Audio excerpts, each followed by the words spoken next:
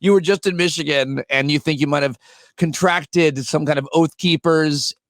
Well, when I discussed, I had like a preface to a bit. The bit itself, the joke is I just got I said a couple of weeks ago I got my my booster. COVID negative. We've ruled that out. I got my booster and my flu shot, my bivalent booster and flu shot same day. And so I said, so you know what that means, everybody? No more condoms. And it gets a laugh.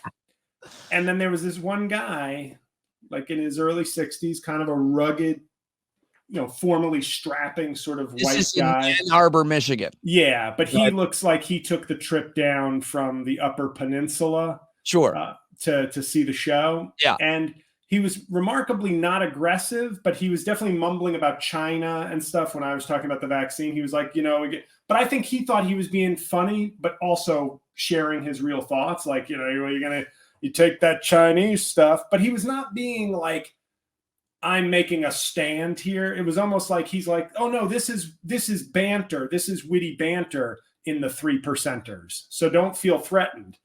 And, at one point, so I tried to nullify it I did the whole thing where I go, most guys who, ran on the Capitol on January 6th probably living at home, they're very aggressive and angry because they live in basements in their mom's house.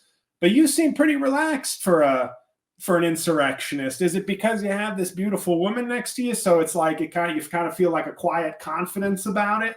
So I'm doing like the roasting while also kind of paying tribute to his masculinity. And he kind of like wrote it. He never got like angry or aggressive, but he kept talking. That's good. That's talking. Risky. That's risky what you did. And I love what you did. I think that's hilarious. I just wonder if like when a guy, I just can't help but think, because I'd do something similar. You're so big. Do you have that confidence when you're in that situation or any situation like that? Of course, you have the confidence of a smart, confident comedian. You're going to win the verbal sparring with anybody that comes to see one of your shows, much less most people that we know. But you're also like, is he sizing you up? Because you're a fucking giant. Yeah, as I say on stage, and you'll probably hear me say this line, I go, I walk on in a flannel and jeans, and I go, I call this John Fetterman wedding attire. Really? It's a funny ass joke. But I think sometimes I size up the person as well, because what I was getting from him was, we are not politically aligned, but you are not bantering with me from a place of anger. So there's no need for me to go any further with like hey man, why don't you shut it? Like I could see this is just your version of, hey, he's making me laugh, but this lib, I don't like. And I go, you know what? We don't have to go any further. I don't have to win you over on an agenda. I just need you to be quiet and we have a good show. So I think people not rush the stage with a flagpole. Right.